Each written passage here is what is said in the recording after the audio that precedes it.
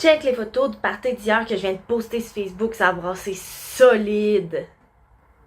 Ouais, faudrait pas que mon boss voie ça.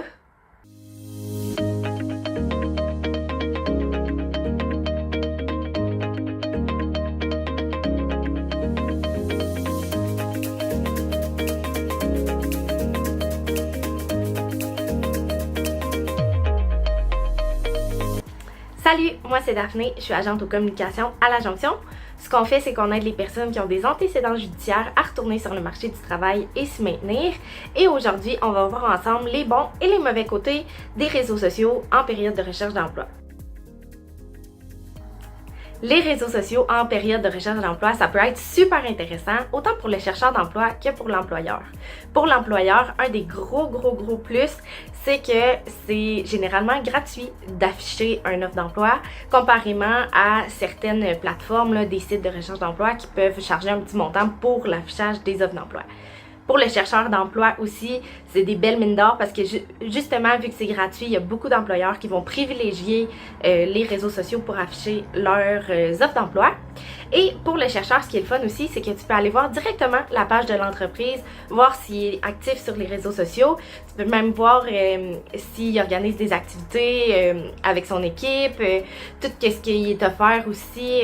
Souvent, les employeurs vont décider de le mettre sur leur page Facebook pour rendre ça un petit peu humain. Fait que toi, en tant que chercheur d'emploi, tu peux juste cliquer sur son profil puis aller le voir directement. Fait que ça, c'est super intéressant.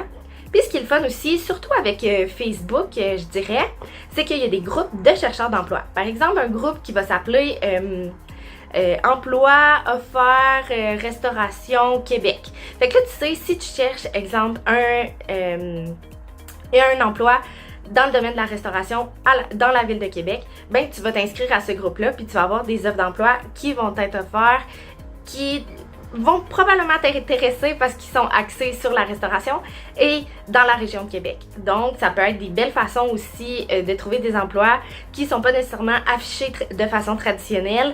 Et si jamais tu ne trouves pas ton emploi là, ben tu peux quand même faire du réseautage avec des entreprises parce que les entreprises aussi vont aller dans ces groupes-là pour afficher leur emploi éventuellement.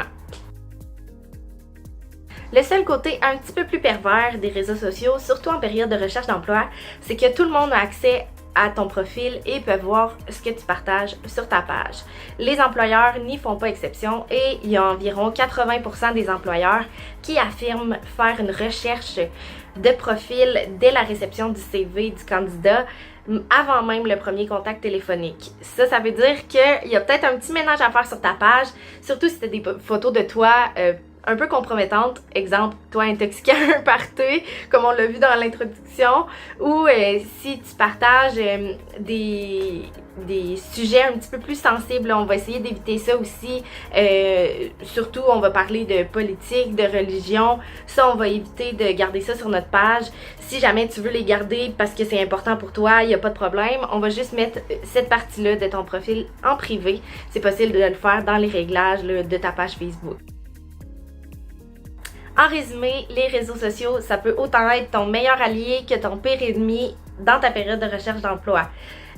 Si jamais tu as besoin d'aide pour faire un petit ménage sur ton profil, tu veux t'assurer qu'il est tout correct, que tout passe bien avant d'envoyer des candidatures, tu peux venir nous voir, on va tout regarder ça ensemble. Ou si tu n'as pas de profil LinkedIn, c'est super intéressant aussi de t'en créer un, on peut t'aider avec ça. Donc viens nous voir à La Jonction, toutes les informations pour prendre un rendez-vous vont être dans la barre de description du vidéo.